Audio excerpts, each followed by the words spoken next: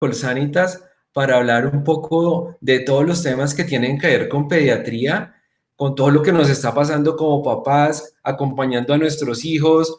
Y han salido muchas dudas los días previos cuando hemos mirado la convocatoria que hicimos. Para quienes no me conocen, yo me llamo Darío Botero, soy médico pediatra puericultor, trabajo con Colsanitas como médico adscrito en el Clinisanitas de la Colina Campestre. Eh, ¿Qué es un pediatra puericultor? Pues la puericultura es una parte de la pediatría que tiene que ver con el acompañamiento que hacemos como sociedad a los niños en todo su proceso de crianza. Entonces, es el área de la pediatría en la cual nosotros los acompañamos a ustedes y a los niños en todo ese proceso maravilloso que es crecer. Eso es un pediatra puericultor. Adicionalmente, pues soy papá de dos pulgas maravillosas, Valeria y Juliana, que son ya preadolescentes, que están acompañándome en todo este proceso de cuarentena que estamos teniendo nosotros en este momento y como ustedes también sufriendo y gozando de muchas cosas de lo que está pasando día a día. Digamos que la idea de este live surgió de todas las preocupaciones que yo he sentido a través de las diferentes consultas que estamos haciendo en la compañía. Nosotros estamos, como ustedes saben, haciendo consulta pues presencial, pero también haciendo consulta de telemedicina. Y he tenido muchas consultas por parte de los padres de cuál sería la mejor forma de acompañarlos en este proceso, que esto es nuevo para todos en el mundo, también de una serie de preguntas de la pediatría básica y en esencia, cómo podemos ir construyendo todo este proceso maravilloso de estar con nuestros niños en este momento. Mm, Como ustedes saben, en el mundo, no solamente para Colombia, los niños con respecto a esta enfermedad tienen menos posibilidad de desarrollar enfermedad grave.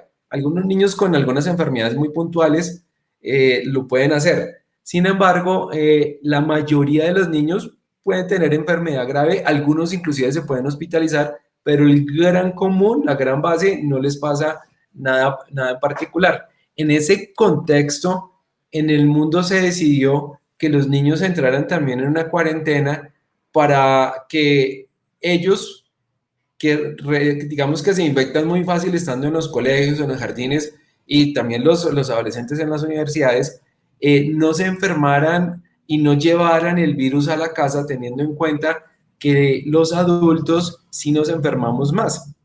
Esa fue una decisión que se tomó en todo el mundo. Los niños de Colombia desde mediados de marzo están en cuarentena.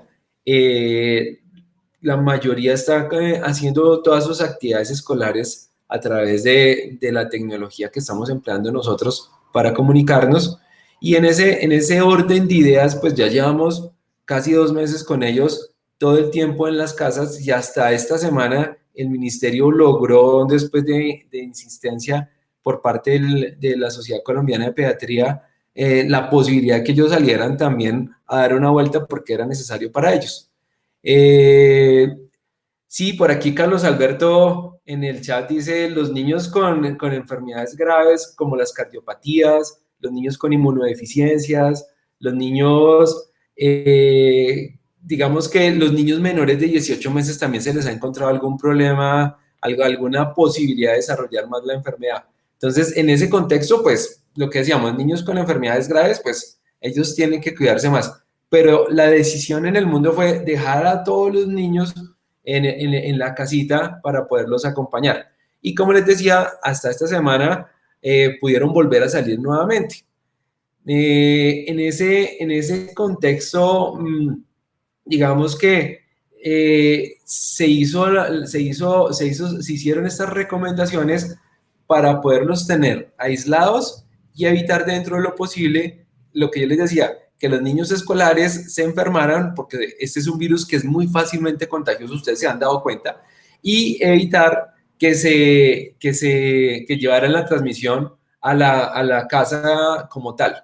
En ese orden de ideas, mm, pues surgen muchas cosas para las cuales nosotros no estamos preparados, porque esto es nuevo para todos, y no solamente en Colombia, sino en el mundo como tal. Acá me hicieron una pregunta, por ahí veo a Marcela levantando la mano. La idea es que pueden echando chisme y vamos hablando, y al final vamos a tener un periodo de unos 15 a 20 minutos para resolver preguntas. Entonces, Kerly también me saludó, un saludo para Kerly. Felipe por ahí dice que tiene un niño de 3 meses y qué riesgo tiene el bebé. O sea, digamos, con respecto al riesgo de enfermedad, el que tiene cualquiera de nosotros, o sea, esta es una enfermedad de transmisión como cualquiera de las gripas, por transmisión de la saliva, de las goticas de saliva que pueden hacer que la persona se pueda enfermar. Lo que ha pasado con los niños, gracias a Dios para nosotros los pediatras, es que no desarrollan enfermedad grave. Y los estudios han mostrado que se han hospitalizado algunos niños que inclusive han llegado a cuidado intensivo, pero pues no tienen las cifras de desenlace de mortalidad tan importante como lo que se ha escrito en los adultos. En ese contexto, por eso se tomó esa decisión y todo el cuento iba a que pues nos ha tocado aprender a estar con los niños para algo que no estábamos preparados. Los adultos no estábamos preparados, los niños no estábamos preparados como sociedad. Entonces, si nos vamos a hacer un análisis de cómo es estar con ellos, pues tenemos que ver nosotros que, que se nos cambiaron todas las rutinas. Entonces, teníamos niños que iban al jardín y ahora no estamos yendo al jardín. Teníamos niños que antes les decíamos no usemos tecnología y ahora usamos tecnología todo el tiempo para que ellos se puedan conectar con el colegio. Antes teníamos que sacarlos al parque, ahora no los podemos sacar al parque. Estar confinados genera irritabilidad extrema, es decir, una cantidad de cosas, pero de otra parte estamos los papás. Y en ese contexto, los papis también estamos sufriendo muchas cosas, porque nos toca hacer teletrabajo en casa, pero además nos toca ser los acompañantes de los niños en la parte de educación. Pero también nos toca responder por la casa. Probablemente nuestros ingresos se han bajado, es decir, hay una cantidad de cosas alrededor que nos están golpeando a nosotros, y entonces en ese contexto, digamos que nos ha tocado aprender a reconstruirnos y empezar a escuchar lo que ha pasado en otras partes del mundo. Por ejemplo, tenemos información muy interesante de lo que han hecho en Europa y en Italia de cómo poder acompañar a los niños en estos procesos de confinamiento y qué hacer nosotros como adultos al respecto. Entonces, lo primero súper grande es que nosotros los adultos somos las personas que los acompañamos a ellos en este proceso. O sea, nosotros somos sus referentes emocionales, somos sus referentes para hacer el análisis de cómo nos comportamos. Hay un dicho español muy bonito que dice que fray ejemplo es el mejor predicador. Y en ese contexto nosotros como padres somos, digamos, el referente de los niños a la hora de comportarnos y ellos de analizar las cosas. Lo primero que uno tiene que hacer en una circunstancia de estas tan importante es pues ser consciente de que esto también le pega a uno y ser consciente de las emociones y reconocerlas. Y si estamos viviendo con otras personas alrededor, hablar con ellos. Y si estoy con mi pareja, hablar con mi pareja y decirle todo lo que yo siento, porque es muy importante uno poder hacer esa catarsis y poder sacar esas cosas que uno tiene adentro guardadas. Resulta que para los que no son médicos, nosotros tenemos un sistema de defensas que es el que nos ayudó cuando nosotros estábamos en la época de las cavernas, que andábamos con una lanza y íbamos caminando buscando comida y de pronto escuchábamos un depredador mayor y eso nos daba un susto. Y entonces ese sistema nos decía o tienes que huir o tienes que quedarte quieto o tienes que defenderte, pero tenías que tomar una acción. En este momento ese mismo sistema de defensas nos está diciendo estamos mal, o sea, estamos encerrados, aquí estoy viendo sus preguntas, me angustia la enfermedad, me angustia que enferme a mi papá, me angustia que mi hijo de pronto que tiene asma se pueda enfermar, me angustia la parte económica, me angustia que el niño de 5 años está un ratito en el computador y después sale a correr y no sé qué hacer porque yo también tengo que teletrabajar. Es decir, todo ese tipo de cosas me angustian, pero a diferencia de lo que le pasaba al hombre de las cavernas que tomaba una acción y sobre esa acción emprendía su respuesta, a nosotros nos toca de pronto quedarnos quietos,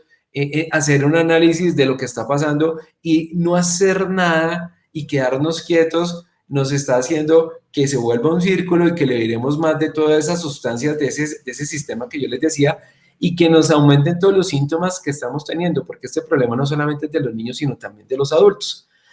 Entonces, en resumidas cuentas, ¿qué es lo que recomiendan en Europa y la Universidad de Harvard en unos escritos muy bonitos y también algo que estamos haciendo en la Sociedad de Pediatría es el adulto significativo, papá, mamá, tío, pues tiene que darse la posibilidad de reconocer que está mal, hablar con otras personas es muy importante y en ese orden de ideas del hablar con otras personas, lograr llegar a puntos de acuerdo. Yo he asesorado a muchas familias en las cuales ambos papás teletrabajan, pero entonces, oiga, cuéntele al jefe que tengo un chino de 5 años que si no me siento con él no voy a estar pendiente y que probablemente en la tarde yo le pueda resolver todas las cosas. Entonces el papá en la mañana responde por la casa, la mamá con el niño, en la tarde mamá se dedica a hacer todo su teletrabajo y el papá en la tarde con el niño. Cosas de ese estilo, hay que ser innovadores y hay que crear muchas cosas para poder resolver esta situación. Eso es lo primero. Lo segundo, cuando yo reconozco mis cosas, tengo la posibilidad de ayudar a mi hijo a hacer las cosas. Entonces, dependiendo de la edad, tengo que darle respuesta. Entonces, si tengo un niño pequeño, muy pequeño, probablemente, pues no tengo que ir a darle la explicación científica de que el coronavirus nos tiene encerrados y que el dinero se está acabando y que estoy agotado porque teletrabajo y estoy en casa, pero simplemente sí le puedo enseñar que nos toca quedarnos en casa, que no podemos salir y que tenemos que lavarnos las manos todo el tiempo y probablemente si se tengo que enseñarle que tiene que ser en el antebrazo. Ese de pronto puede ser la estrategia de comunicación con él. Pero si tengo un niño mayor de unos 5 añitos hacia arriba, definitivamente tengo que sentarme a hablar con él. Y lo que recomienda todo el mundo, y hago énfasis para ustedes si tienen hijos en esas edades, hay que preguntarle qué sabe de la enfermedad, qué cree que es la enfermedad, qué es, o sea, porque a veces empezamos nosotros con explicaciones súper científicas y el niño de pronto no necesita eso y le podemos explicar. Yo tengo una sobrina que se llama Antonia. Antonia tiene 5 años entrando a los 6 y entonces en estos días hablábamos que ella piensa que es el coronavirus. Entonces ella me dice, Dari, yo pienso que el coronavirus es un virus que viene en la lluvia, por eso si yo uso sombrilla no me voy a enfermar.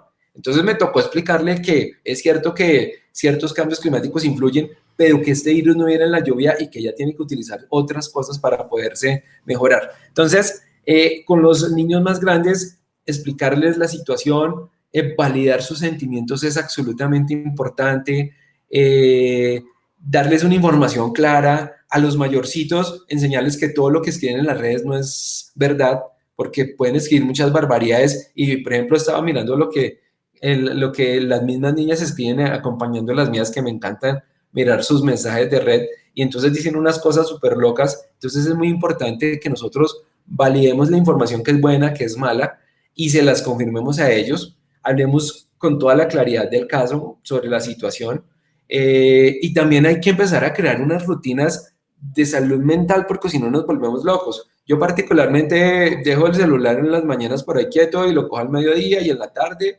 y cuando tengo que hacer una cosa muy importante o porque tengo telemedicina o algo, pues sí lo tengo más cerca. Sin embargo, pues trato de no estar todo el día pendiente de coronavirus, coronavirus, porque eso nos puede complicar la situación. En ese orden de ideas, pues uno debiera tener como unas rutinas como voy a hacer esto en la mañana, voy a acompañar al niño, en la tarde voy a hacer esto, en los niños pequeños voy a validar que puedan jugar, voy a condicionar mi espacio para que el niño pueda jugar porque no está saliendo, no puedo tener la casa absolutamente perfecta, pero tengo que entender que tengo que adecuar mi casa para él con algunas normas de lo que no hay duda, o sea, tenemos que mantener las normas porque nosotros somos esos referentes y en ese contexto acompañarlos a ellos. Tratar que una vez al día pueda yo ver el noticiero, enterarme de las noticias importantes, pero recuerdo familias que me han dicho que todo el día el noticiero está prendido o la radio y las noticias son las mismas de la mañana, las repiten en la tarde y las maquillan en la noche de otra forma. Entonces, si tú estás todo el día escuchando noticias de coronavirus, coronavirus, coronavirus, te hace enloquecer. También es importante, si vives con otras personas, que saques un espacio para que el niño pueda estar en una jornada con el papá en la tarde, para que tú puedas estar, resolver tus cosas, regalarte un tiempo para ti, porque ese tipo de cosas facilitan que uno como papá pueda acompañar a los niños. Ahora, si estás solo y estás con tu hijo, con tus dos hijos, pues te tocó vivir una situación diferente, te tocó replantear, te toca a ti mismo mirar cómo sacas tus espacios. Es importante que los niños mantengan las rutinas dentro de lo posible. Sé que es muy complicado la acostada en estos días, pero se puede trabajar en ese punto. Entonces, es muy importante que trabajemos y validemos esa parte. Entendamos que los niños también son esponjas de nuestra parte emocional y en ese contexto, pues, tenemos que ayudarlos nosotros. Cuando hay muchas tareas en el colegio, yo siempre les he sugerido, escriban al colegio, es decir, toda la mañana estoy pegado con el chino, en la tarde también, y fuera de eso me dejan tareas porque yo tengo que también supervisarlo, entonces también eso es un camello para ellos. Entonces, serían muchas cosas. Por aquí nos mandan saludos, Joana, Gina, Merceditas también. Por aquí dice Carlos que si yo creo que los niños deben volver al colegio. Mira, Carlos, esta es una pregunta bien interesante. España la semana pasada tomó la decisión de que los niños empezaran a salir a los parques para mirar cuál era el comportamiento que iba a tener la enfermedad. Los casos de enfermedad para niños se comenzaron a aumentar y eso es de esta semana y esto lo publicó en la Sociedad Española de Pediatría. El gran problema es que cuando yo de adulto saco al niño, no le pongo las reglas. Entonces, ¿qué pasó en España? Vamos, mi amor, al parque y entonces el niño se encuentra con el otro y se montan en el pasamanos y juegan y la lleva y la cosa y entonces, y el papá no hace nada. O sea, la recomendación inclusive ahorita del ministerio es, si tú sales con tu niño, primero ante todo, cuéntale por qué vamos a salir, porque el presidente nos dio permiso media hora, 3 veces a la semana. Segundo, nos toca salir con tapabocas. Si no salimos con tapabocas, no se puede. Si yo voy a la mitad de la cuadra y el chino se quitó el tapabocas, me devuelvo con el niño, nos volvamos a la sala, va a ser una pataleta espantosa, cuando se calma le vas a explicar, mi amor, te quitaste el tapabocas, sin tapabocas no puedes salir. Entonces el niño va a empezar a entender que sí es serio y que para salir tengo que ponerme tapabocas. Lo otro que recomienda el Ministerio de la Sociedad de Pediatría, no vas a jugar con otro niño, o sea, si vamos a caminar, puedes correr, pero no vas a jugar con otro niño. Para evitar otros riesgos, se recomienda no llevar juguetes, no llevar comida, no llevarle agüita, es decir, son media hora. La idea es que caminemos y estemos un ratico con ellos y volvamos a la casa. En ese contexto, si nosotros hacemos eso, muy probablemente las infecciones para ellos van a disminuir. Si nosotros los dejamos jugar con extraños, hablar y le compramos la paleta y todo eso, no vamos a cumplir con la norma. Con respecto a volver al colegio, las entidades en salud están haciendo el análisis de cómo van a ser las estrategias, porque tú sabes que los colegios son muy pequeños y los niños están muy cercanos, entonces la posibilidad de contagio es muy alta, eso ya lo sabemos nosotros que somos papás. Ellos están pensando cómo van a hacer para que los niños estén en salones de no más de 15 personas, que estén espaciados, cómo serán los recreos. Imagínate, toca crear un protocolo para eso, entonces pues nos toca esperar, ¿listo? Por acá nos pregunta Maile, dice, mi bebé tiene 7 meses. Dice que su bebé murió de 7 meses por COVID y que no tenía comorbilidad. Pues digamos que esta es una enfermedad nueva y pues lamento lo de tu bebé. Esta es una enfermedad nueva. Imagínate que el 31 de diciembre fue la alerta en el mundo de lo que estaba pasando en la China. Y lo complicado empezó en la segunda quincena de febrero en Italia. Entonces, nosotros tenemos información un poco más clara de lo que está pasando, es desde que arrancó en Europa. Entonces, imagínate si estamos a mediados de febrero, a marzo, abril, a mediados de mayo, o sea, tenemos 3 meses de esta enfermedad y hay muchas cosas que todavía no entendemos mucho. Cuando nosotros hablamos que los niños con comorbilidad son los que más se complican, es por la información que tenemos de estos 3 meses. Probablemente en un año vamos a tener más información que nos va a dar a nosotros, digamos, datos para poder tomar decisiones como papás, como médicos y como sociedad. definitivamente lo más importante es que el niño se enferma es porque el adulto significativo o el hermanito llevan el virus. Entonces, si yo tengo todas las medidas de precaución, uso mi tapabocas, hago mi lavado de manos frecuente, toso, si tengo síntomas, acudo a los servicios de salud, todo ese tipo de cosas, los niños más pequeños no tienen por qué enfermarse. Entonces, digamos que es como una reflexión y de verdad que lo lamentamos. Por acá dice Melissa, doctor, buenas tardes, tenemos una niña año y medio, está irritable en ocasiones. Claro, esa es una edad súper interesante porque es que el niño después de los 9 meses descubre en su desarrollo el desplazamiento, o sea, poderse desplazar así sea arrastrado como un soldado, gatear o caminar, genera para ellos un momento maravilloso en su desarrollo que es el del desplazamiento y es el de independencia, es decir, yo me puedo mover a discreción. Eso es maravilloso para esas pulgas. Entonces imagínate si todo el tiempo estamos encerrados en el apartamento, en donde yo solamente salgo de la sala a la habitación y viceversa, entonces, pues a los chicos que son atletas naturales, porque son atletas naturales, eso los irrita un poquitico.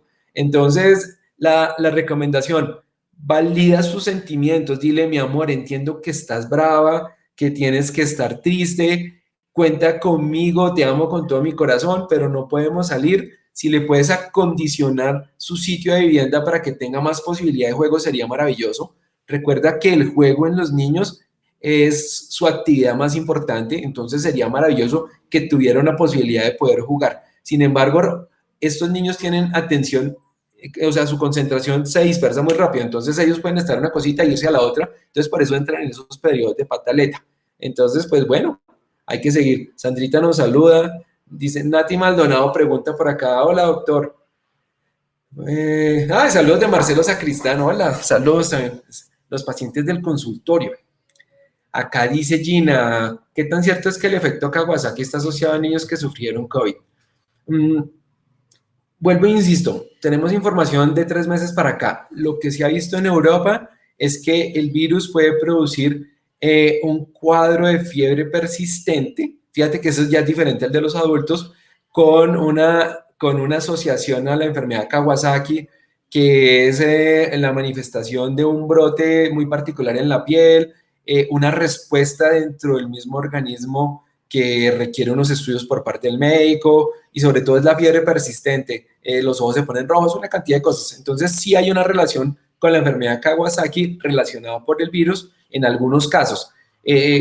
Sabremos a final de año si esto es una cosa muy importante o simplemente son unos datos anecdóticos, pero sí se ha descrito un poquitico.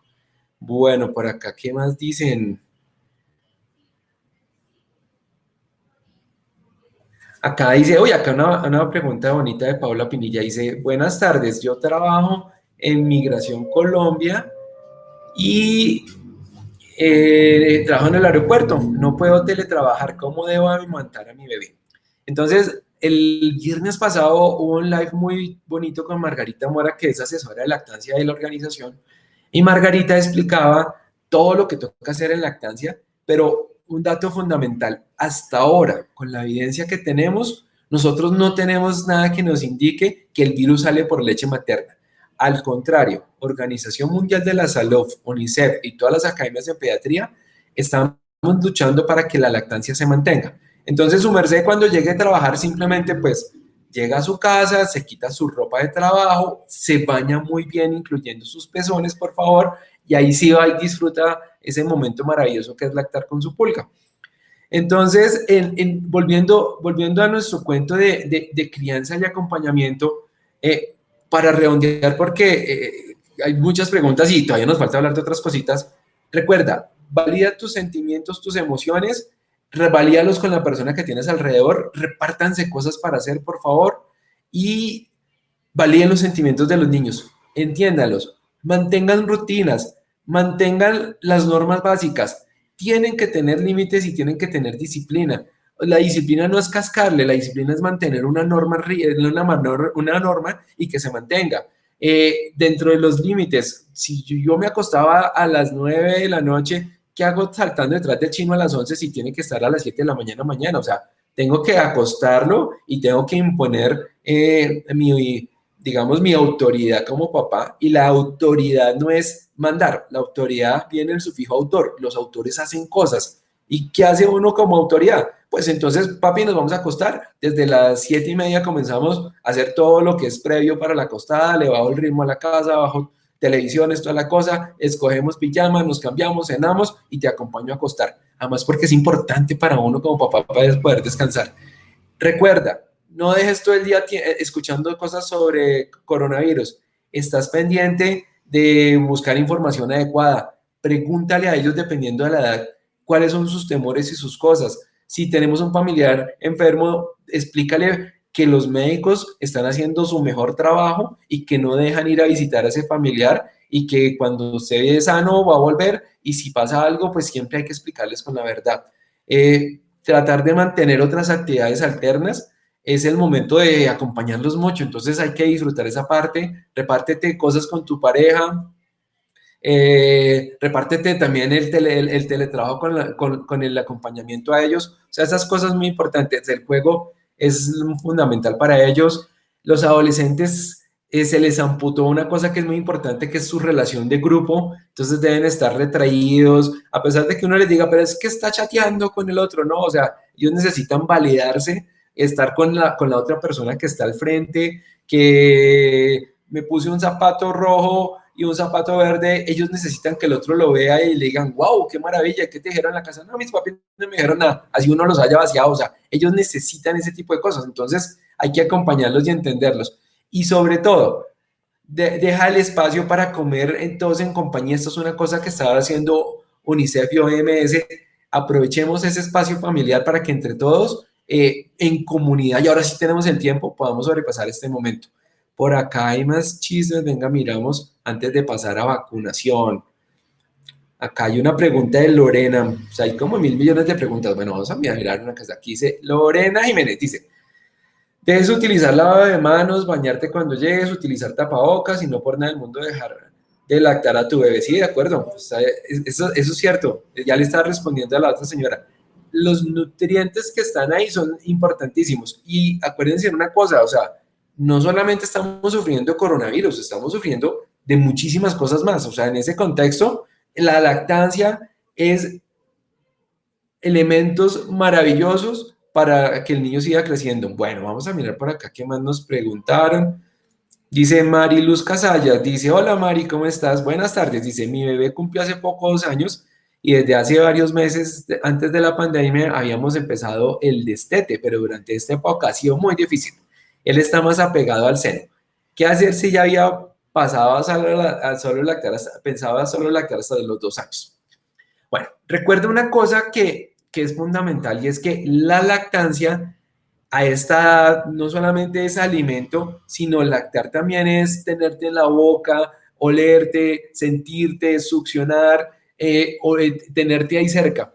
Estamos en un momento complejo y los niños no solamente se estresan porque probablemente a los 2 años no entiendan mucho qué es el coronavirus, pero sí nos entiende a nosotros que estamos al lado y estamos preocupados y tenemos que teletrabajar, y para salir de hacer un mercado tengo que salir como un marciano y estoy preocupada porque los ingresos se bajaron.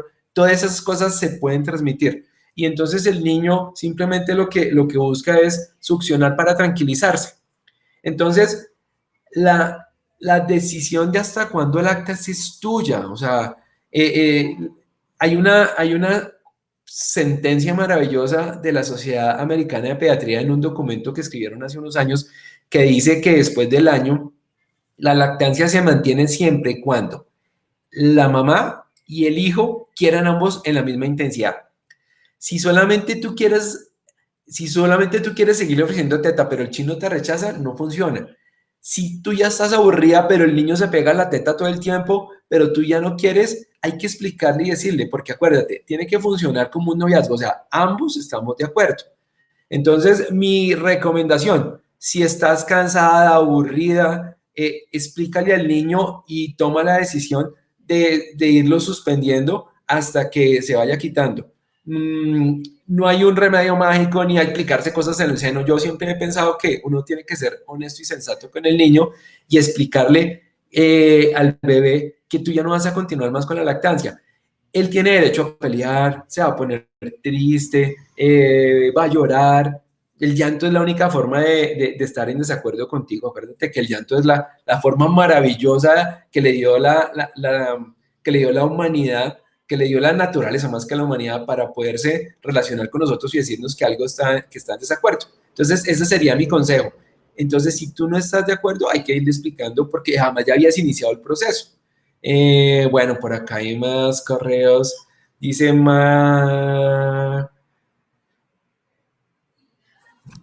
Bueno, venga a ver, María Isabel San Clemente dice, he notado que esta cuarentena mi hijo de 15 meses no come. Esa es una cosa, independiente de la cuarentena, o sea, ellos comen lo que necesitan. O sea, nosotros tenemos que, como papás, validar que el niño no se va a dejar morir de hambre. Eso es lo primero. O sea, no podemos pensar que ellos son tan lentejos que como organismos vivos se van a dejar morir de hambre. O sea, eso es importantísimo. A esta edad, al chino le gusta más correr, saltar, miquear, que sentarse a comer. O sea, ponte en el lugar de él. Si yo puedo correr y hacer cosas, y si de un momento a otro mi mami coge y me siente y me dice, ya es hora de comer, pues muy probablemente no me va a gustar.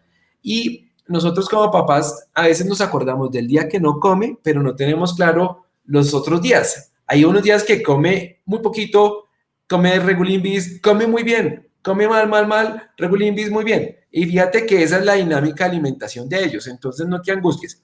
¿Qué sí tienes que hacer? Primero, entender que eso es parte de su desarrollo. Segundo, no se va a dejar morir de hambre. Tercero, tú tienes que seguir ofreciendo los alimentos que están haciendo en la casa. O sea, no te quedes solamente con lo que le gusta a él. Tienes que mantener variedad. Si tú mantienes variedad, vas a lograr sobrepasar esto. Si tú solamente te quedas con la sopita para él y los espaguetis y tetero, vas a tener problemas más adelante en su parte primero de alimentación y en su parte de desarrollo. Bueno, venga, echamos más chisme. Otra de las cosas que proponíamos nosotros en la convocatoria es qué hacer con las cosas normales de pediatría que estábamos haciendo nosotros. O sea, una pregunta es el control de crecimiento y desarrollo, qué va a pasar, las vacunas, qué voy a hacer con ellas. O sea, una locura de cuaternaria. Entonces, en ese contexto, ¿qué nos ha dicho el ministerio?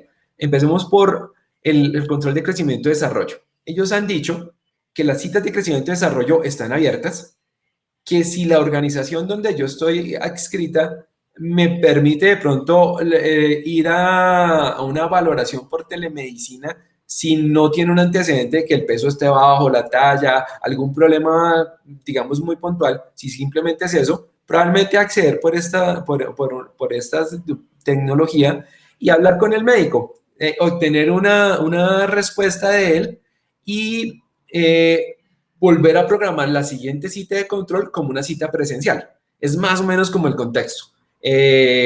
Las citas de consulta como tal desde esta semana ya se están empezando a abrir más, por lo menos en la organización se están empezando a abrir más consultas de tipo presencial.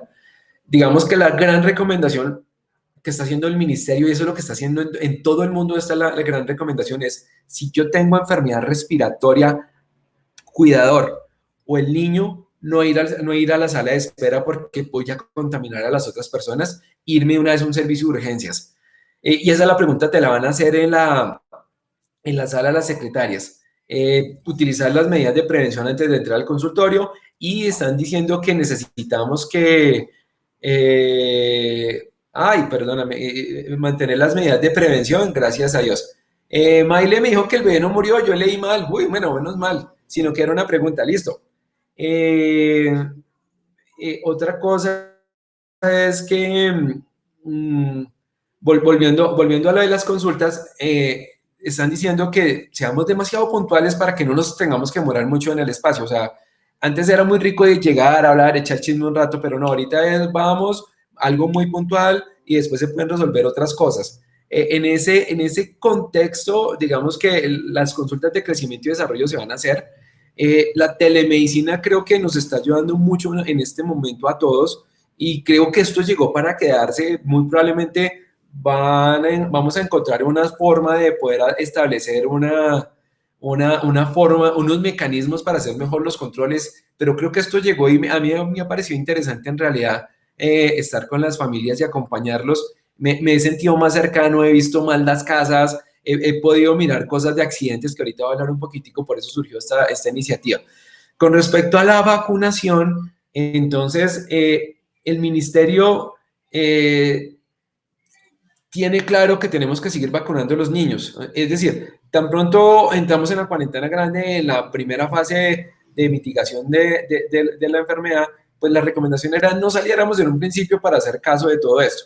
Pero ya en este momento que estamos empezando a salir ya pocos y que ya tenemos unos protocolos, la idea es que los servicios de vacunación están abiertos. Y entonces, así como me va a tocar a todo, me voy con mi tapabocas, me voy con mi lavado de manos frecuente, me siento en mi salita, voy y le aplico al chino, me devuelvo a la casa, me cambio mi ropa y todas esas medidas de prevención. Los servicios de vacunación están abiertos. No atrasemos vacunas a partir de este momento, por favor. Hay otras personas que han llamado servicios domiciliarios. Colsanitas, de hecho, en calle 96 lo está haciendo.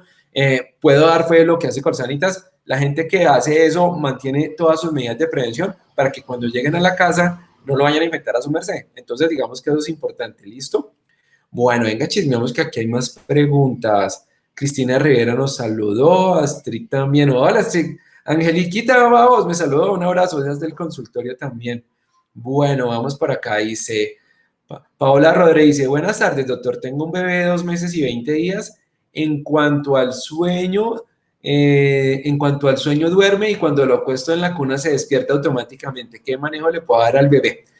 Esa es una pregunta muy interesante y es que las rutinas del sueño uno las debe empezar a construir desde los primeros meses. Entonces, uno debió haber empezado con, en vez de que se me quede dormido pegado a la teta, de pronto despertarle un poquito, darle alimentación y empezar a acostar al niño acostadito en su cama para que él vaya entendiendo que no se tiene que dormir siempre con la teta, sino que se tiene que dormir solito en la cama. A esta edad, los niños tienen un patrón de sueño que es ese. Se duermen un poquito, se despiertan, pegan el grito porque se ven solos, aparece papá y uno termina llevándoselos allá al cuarto porque pues ese juego de ir y volver lo va cansando uno mucho y es parte de su desarrollo normal. ¿Cuál es la recomendación?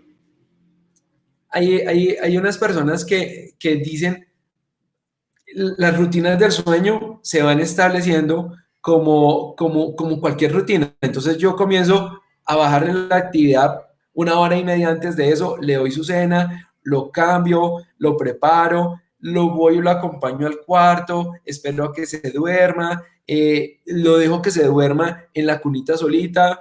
Yo me hacía con mis hijas al ladito y esperaba que se durmieran. Al principio peleaban, lloraban, pero yo les decía, amor, yo estoy aquí para acompañarte, a veces me quedo ahí dormido toda la noche. Es decir, ese tipo de cosas que ellos vayan entendiendo que ustedes están tomando como papás unas nuevas rutinas y el niño se despierta y llora. Y yo iba y miraba a Valeria y se despertó, hija, y mi amor, quedamos acá y trataba al máximo no de volverla a llevar a la casa. Errores que a veces cometemos nosotros, los dormimos en la habitación de nosotros como papás y los pasamos a su cuarto solo. Los estamos engañando. Hay una máxima súper chévere que me gusta, un documento que hizo la Sociedad Española de Pediatría que dice, donde el niño se acuesta, se levanta. Entonces es empezar a validar cuáles son los errores que estás cometiendo, irle explicando al niño, siempre explícale, por favor, y trabájalo. Y si el niño se despierta 10 millones de veces, no pienses que te está molestando, que están haciendo otra cosa, que te está retando, simplemente su desarrollo. Ellos duermen como nosotros después de los 5 años. Hay niños que el de mi prima se duerme muy rápido. Bueno, chévere por el de tu prima, pero el tuyo es el pelietas que se despierta en la noche, hay que acompañarlo. No me parece humano dejarlo llorando 3 horas solo, o sea, eso no tiene sentido. Entonces, lo que yo te digo, y los niños que duermen con los papás, un rato en algún momento se van a cansar y ellos no van a llegar a los 15 años durmiendo con nosotros, entonces no se preocupen. Hay una cosa maravillosa de un texto de etnopediatría que es la pediatría, como la hacen en otras partes del mundo, y en ese contexto, si nosotros fuéramos africanos en una aldea africana en este momento, a nosotros no nos estaría preocupando el niño que duerma solo, porque es que en una aldea africana duermen todos en la choza, arruntaditos por el frío. Entonces, eso es dependiendo del sitio donde están. Bueno, sigamos echando chisme. Alexander Rojas dice, extrañamos tus consultas. Un abrazo, Ale. Carol Perilla Nova dice, así era mi hija mayor, no dormía nada y es muy dura para dormir. Pero eso va a pasar. Yo tengo dos hijas, una que duerme como camionero y Valeria que nos dio una briega tenaz, pero en algún momento pasa. Le toca a uno llenarse de mucho amor y entender que es parte de su desarrollo. Con respecto a vacunas, tenemos claro entonces que tenemos que vacunarlos, que tenemos que volver y tomar nuestras precauciones.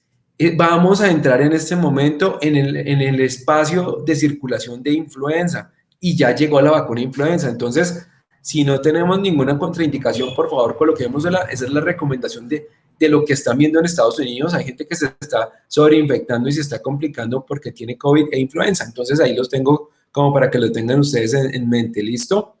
Eh, por acá hay una pregunta antes de seguir con más cosas en la casa. Elisa Parra dice, hola doctor, buenas tardes. ¿A qué edad se le puede quitar la teta a un bebé? ¿Será que al año es un buen momento para que la deje o sugiere que se la deje por más tiempo? Esa es una pregunta bonita. Ponle atención. Digamos, tenemos claro que el seno es lo mejor para todos los niños. Lo primero. Lo segundo, la Organización Mundial de la Salud tiene establecido que lactar los primeros 6 meses no tiene ninguna discusión. Entonces, eso es fundamental. Lo tercero, como complemento, es decir, alimentos adicionales, o sea, como un complemento de todas las cosas que yo estoy haciendo, debiéramos llevarlo hasta los 2 años, como complemento. O sea, la idea de cuál es, que yo no llegué a los 2 años con 7 tomas de teta, o que el niño llora y me mete la mano en la teta para calmarse, o sea, no debiera llegar a eso. Si yo decido continuar la lactancia después del año, debiera hacerlo como 2 o 3 tomas porque es un complemento. Ya después del año, los mejores alimentos son los que nosotros estamos ofreciendo en la alimentación familiar. Entonces, hablando de alimentación familiar, que esta es una antesala muy chévere, una de las cosas que he visto yo que me dicen los papás, pero es que es un camello que coman cosas sanas, pero eso sí, todas las porquerías se las come. A ver, ¿quién le compra las porquerías? Pues nosotros. O sea, Chino no tiene tarjeta de crédito ni puede pedir por Rappi, a menos que sean muy precoces. Entonces, la puerta de entrada de esos alimentos somos nosotros. Entonces, en contexto, acuérdate que las normas de la casa las defino yo y puedo hablar con ellos. O sea, sí tienen derechos, sí somos una democracia, pero ellos no son los que mandan completamente para ciertas cosas. Y lo que yo te decía, si no veo dulces, ¿de dónde carajo voy a sacar dulces? Si yo veo que mi alimentación es la de la familia y me sirven el mismo pescado con la misma ensalada, pues me voy a tener que empezar a comer en eso. Entonces hay que tratar de mantener los alimentos dependiendo de esa posibilidad. No olvidemos que se deben hidratar muy bien. No debemos comer varias porciones de frutas y vegetales. Siempre debo comer fruta, porción, no jugo con el desayuno. Siempre debo comer vegetales, tanto en el almuerzo como en la cena. Y es fundamental, porque he tenido muchos niños con estreñimiento. O sea, comemos más cosas que no son y no nos movemos. Entonces eso tiende a que los niños se estreñan. Entonces, de por Dios, la puerta de entrada a los alimentos somos nosotros. Y lo que yo les decía, no se van a morir de hambre a menos que tengan una enfermedad grave o que tengan una enfermedad psiquiátrica. Entonces, esa es otra. Los alimentos somos nosotros. Hay una doctora en Estados Unidos que es la doctora Lynn Harris que dice que ¿cuál es la misión de uno como papá? Ofrecer los alimentos, mantener la variedad y mantener las rutinas. ¿Cuál es mi misión como hijo? Comerme las cosas. Uno no se muere de hambre.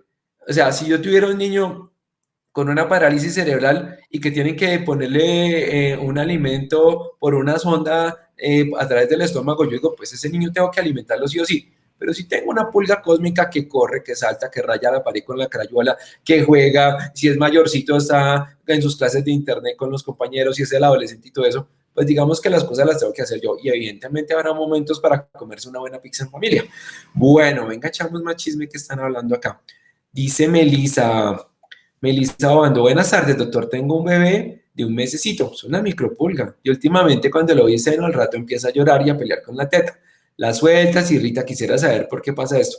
Es un proceso de adaptación que él está teniendo, Melissa, y ponte en el lugar de él. Hace un mes estaba en la barriga, estaba chévere en el jacuzzi, allá en el club, no pasaba nada. Y un momento a otro tengo que salir, tengo que empezar a comer, a respirar, a aguantar frío, a que me tomen fotos con el celular, a estar encerrado por el COVID. Entonces, ese proceso de adaptación a la comida puede tener en algunos niños estos síntomas que estoy diciendo. Si en los controles no hay repercusión en el peso y en la talla, pudiera ser que eso vaya disminuyendo. Si persistiera el niño con succión y llanto, probablemente estamos ante otra cosa y podría ser una cosa que se llama una desintegración sensorial que requeriría terapias. Entonces, me parecería que evalúalo con el pediatra que lo está viendo en la consulta externa, miren cómo está el proceso de desarrollo, hay que mirar las otras variables del desarrollo, cómo están, para que todos estemos tranquilos. Aquí dice Miguel Bocanegra, hola, mi hija de 1 mes y medio cuando se baña le da alergia y le cambiamos la temperatura al agua. ¿Sabes qué? Se brotan, pero no es alergia, es una dermatitis. Dermatitis es cualquier manifestación de la piel y se pone rojita por una cosa que se llama una reacción, es una reacción de la piel de características colinérgicas que no es alérgica como tal. Uno los baña y al rato el brotecito va quitando, entonces puede ser normal para que estés tranquilo. Aquí dice, bueno, están hablando de una que me perdí. Suri Rodríguez dice, buenas tardes, mi bebé tiene 8 meses y debido a la cuarentena no ha tenido su control de crecimiento y desarrollo. Ahí se me perdió eso. Bueno, lo que yo te decía, estamos haciendo en la organización consultas de crecimiento y desarrollo.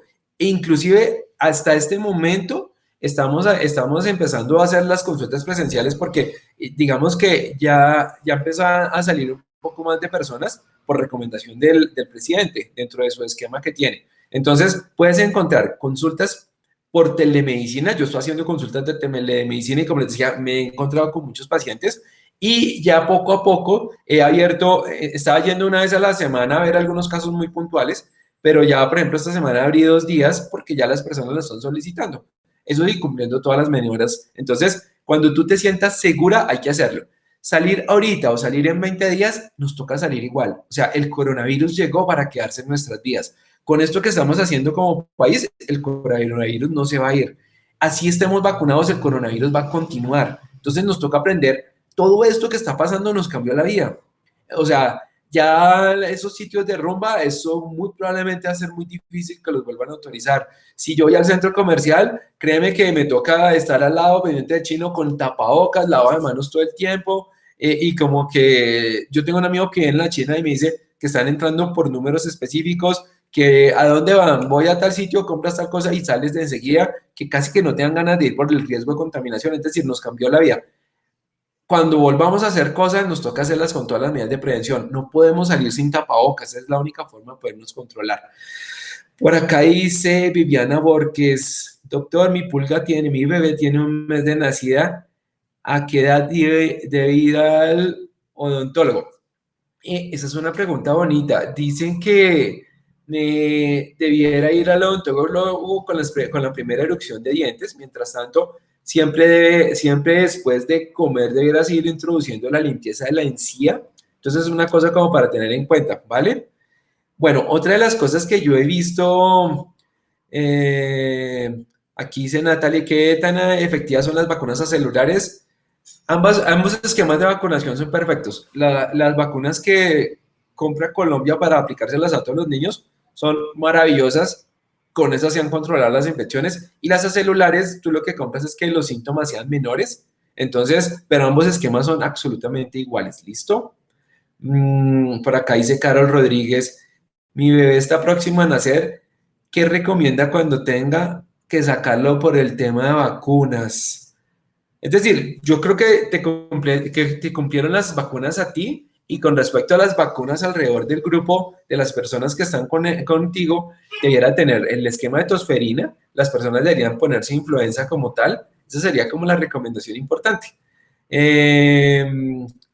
Sí, por acá Kerly, una amiga mía, me dice que es muy importante estimular a los niños en todas sus áreas. Entonces tenemos que sacar un espacio para estar con ellos, para bailar, para que me acompañen a hacer cosas, a cocinar. Es decir, acuérdense que tengo muchas esferas, entonces la personal social, tengo que hacer cosas, tengo que moverme para mantener equilibrio, tengo que coger texturas para poder hacer esto, tengo que comer cosas de diferentes texturas también en la boca para poder comer. Es decir, hay una cantidad de cosas que tenemos que hacer y tenemos que estar nosotros con ellos. Bueno, les iba a decir yo, acá, bueno, aquí dice Carolina Reyes, Doc, hola, yo vivo en Cali, pero viajaba todos los fines de semana, viajaba a Armenia. Se me perdió. Dice, en la cuarentena no tengo el carnet de vacunas conmigo. ¿Qué me recomienda hacer? Mi bebé está de 16 meses y hasta donde sé. Bueno, listo. No tener el esquema, el carnet de vacunación no dice que no puedas vacunar a tu bebé. Supongo que debe tener la del año. Entonces, simplemente es acercarse y aplicarle la vacuna de influenza. El hecho de que no tengas el carnet no quiere decir que no puedes vacunar a tu bebé.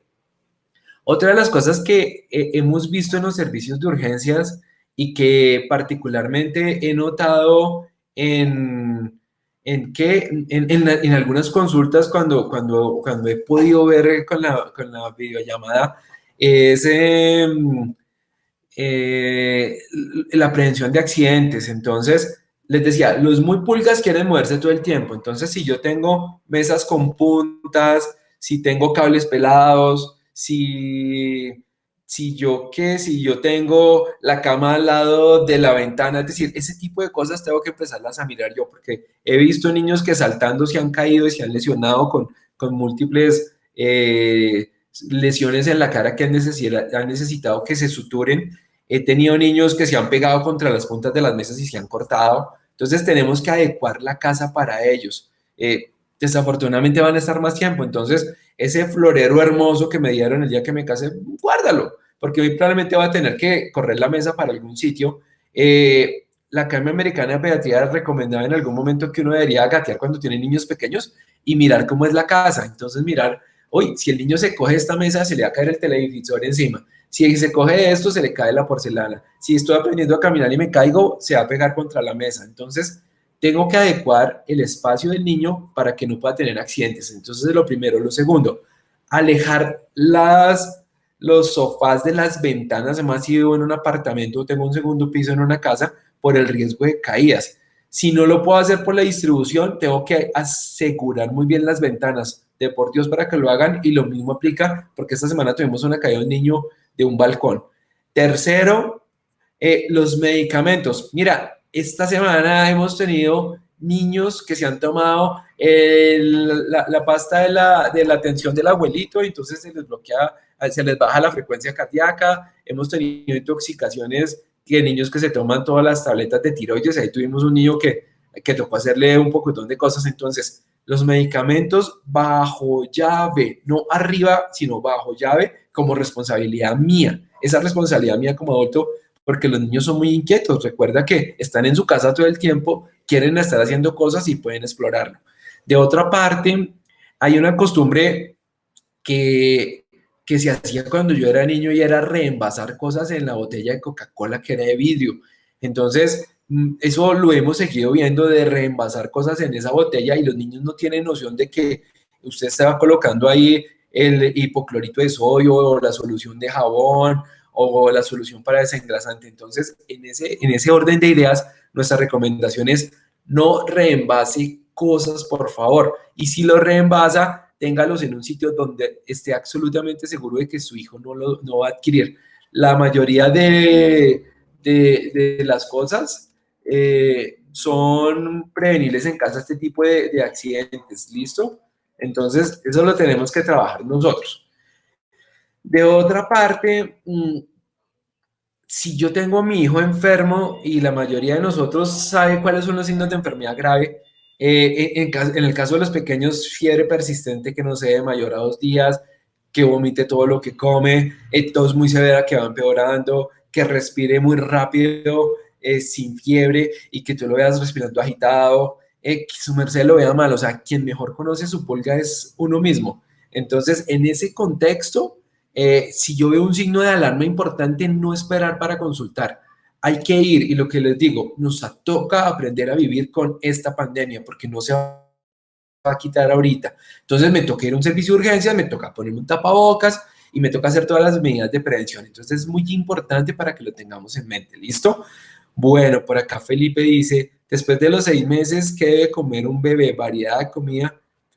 Ok, Felipe, acuérdate que inicia la alimentación complementaria, lo más importante sigue siendo el seno y la complementaria es la introducción de alimentos que el niño poco a poco va a empezar a manejar hasta llegar al año a comer todo lo que come el grupo familiar. Entonces, ese es un proceso que se inicia al sexto mes y uno se sienta a hacer el examen entre los 2 y los 14 meses comiendo toda la familia. Entonces, hay que sentarse a hablar con tu pediatra para que te explique todo el proceso, pero recuerda, después del sexto mes, la teta sigue siendo lo más importante o la leche de fórmula si ustedes la están haciendo. Mari Pinto nos saludó, por acá hay, ¿qué más nos preguntan? Ah, y acá hablan de una mamá que se le deshidrató el bebé. Por eso es muy importante el control, se le deshidrató el bebé por pérdida de peso. Por eso una de las consultas que estamos haciendo nosotros son los bebés que tienen en los primeros 10 días, porque tenemos que mirar cómo están el peso, que es uno de los indicadores que nos dice si la lactancia materna está funcionando. Hay bebés que toca hospitalizarlos y pues es una cosa, pero no es porque la mamá no produzca leche suficiente para el resto de la vida, sino simplemente puede haber sido la técnica de succión del niño, no se produjo en algún momento, estoy muy estresada, el estrés, acuérdense de lo que estamos hablando, lo que lo hablaba al principio del live, estar estresado todo el tiempo hace que yo libere unas sustancias internas que pueden hacer que me deprima, que no produzca leche, entonces hay muchas cosas alrededor, ¿vale? Bueno, Katiuska también dice que le pasa lo mismo que la pulga no duerme nada. Ay, a mí me pasó con mi pulga Valeria. Pero algún día pasa, te lo juro. Pero mientras tanto te toca tener paciencia y amor. Recuerda que es parte de su desarrollo y no está haciendo cosas por fregarte la vida, sino necesita que tú estés. Eso sí, firme cuando tienes que estar firme y mantener siempre unas normas y unas cosas. Y muy importante validar lo que están pasando para ustedes. Dice por acá, dice por acá Astrixitas, Angélica Baos, que si hago consulta, que sí estoy haciendo consulta virtual. Silvia Sofía Cortés dice, se supone que en Colsanitas de la 96 están ofreciendo el domicilio, pero cada vez que han llamado me han dicho que no. No sé, te tocaría seguir llamando porque ya es como más algo administrativo. Bueno, Erika Carvajal dice, uy, esa es una, o sea, tu bebé tiene una dermatitis atópica que no está funcionando. Es una consulta muy particular que valdría la pena que consultaras con el médico que lo está manejando o con el dermatólogo que lo está haciendo, porque no sé en qué fase está. Entonces, mi sugerencia, consulta. En este momento los dermatólogos están haciendo telemedicina, los pediatras también, entonces pues dale. Listo, por acá tenemos las personas que tienen problemas de sinusitis, amigdalitis y rinitis, ¿tenemos alguna predisposición para el contagio? No, esto es la triada de la alergia como tal. Eso no predispone a que tú te enfermes más por el COVID. Lo que tienes que hacer es mantener todas las medidas de prevención. Bueno, acá dice Vanessa Guerrero que cuáles son las vacunas que se recomendarían que estén fuera del esquema PAI. Digamos que dentro del esquema complementario está la vacuna de meningococo, estaría un refuerzo con neumococo también. Esas serían como las dos grandes que yo pensaría si tenemos una pulga que está en jardín infantil. Sandra Leaño dice, doctor, mi hija sufre de alergia y toma esloratadina, pero noto que cuando le pongo el tapabocas le aumenta la molestia en la nariz. ¿Le puedo aplicar algo para evitar el comezón? Oye, sí, hay una solución que se llama solución hipertónica en gel, solución hipertónica en gel, y se aplica un poquitico en la naricita, en ambas fositas nasales, antes de que le pongas el tapabocas. Eso le puede ayudar un poquitico.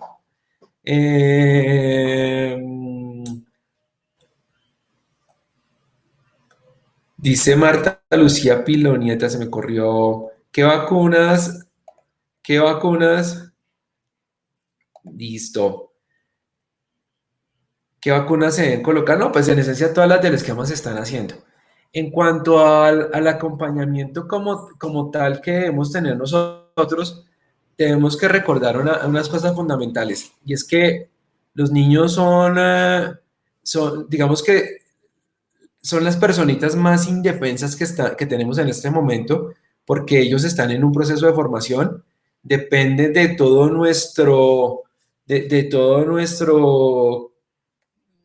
criterio como adultos de poderlos acompañar para que puedan mitigar mejor esta parte. Recordar que el acompañamiento que tenemos que hacer nosotros en todo este proceso maravilloso de crianza debe estar encaminado a que su desarrollo sea armónico y a que podamos completar las siete, las metas del desarrollo. Entonces, imagínate lo que tenemos que hacer nosotros como padres. Las metas del desarrollo son fomentar su autoestima. ¿Cómo fomento la autoestima? Validando la persona que es, entendiendo que todos somos diferentes, no juzgándolo, es que usted siempre hace lo mismo, o es que siempre se despierta en la noche mientras su primo lloraba, mientras su primo no lo hacía, es decir, ese tipo de cosas no funcionan. Yo tengo que validar por mi familia cómo soy, entender las cosas que están pasando. Si me quieren en mi casa y me reciben con cariño, muy probablemente voy a poderme portar mucho mejor y poder completar esa parte del desarrollo. Una fase es la autoestima, la otra meta del desarrollo es la creatividad.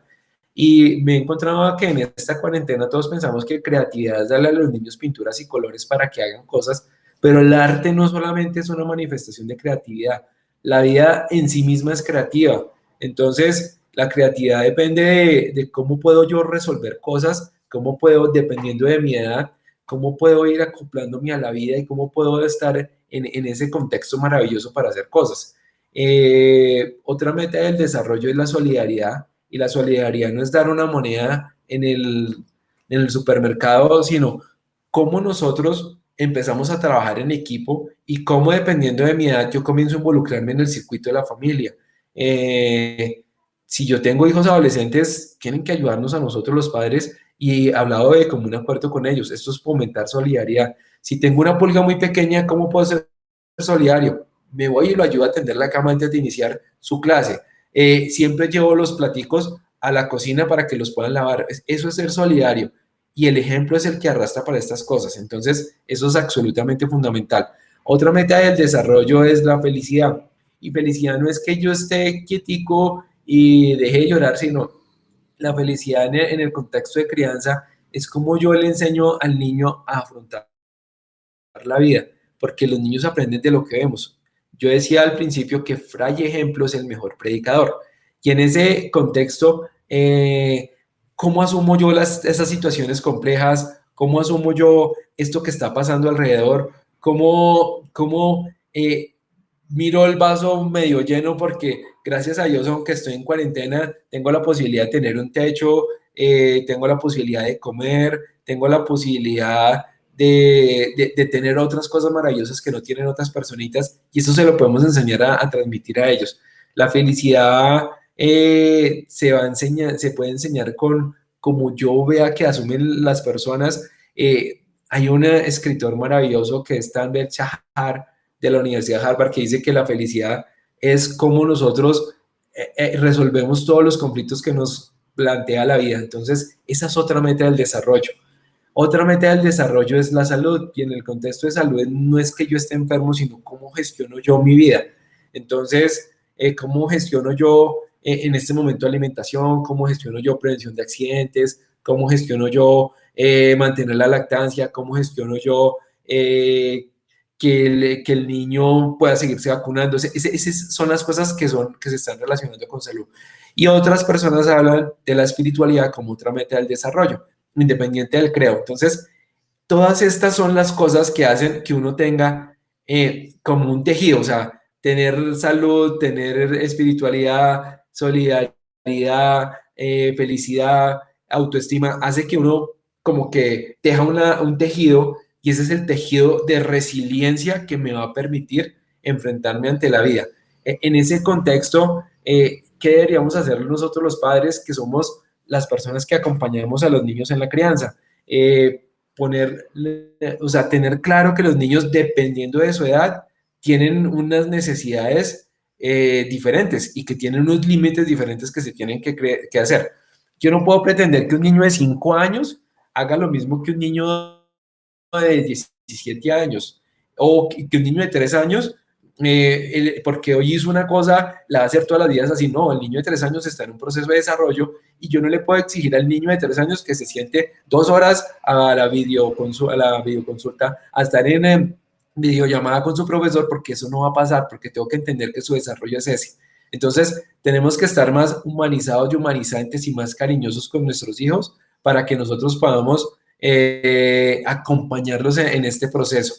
Mantener normas claras, consistentes, habladas y explicadas con ellos, independiente que tenga 6 meses, es una de las mejores formas que podemos nosotros hacer a la hora de acompañar a estos niños en este maravilloso mundo que estamos viviendo en este momento. Recuerden lo que les decía, el coronavirus llegó para quedarse y nos toca aprender a convivir de esta manera. Probablemente van a salir en algunos meses, pero nada de raro que nos vuelvan a guardar cuando los casos sean muchos y la mortalidad comience a aumentar mucho. Entonces, tenemos que aprender con eso.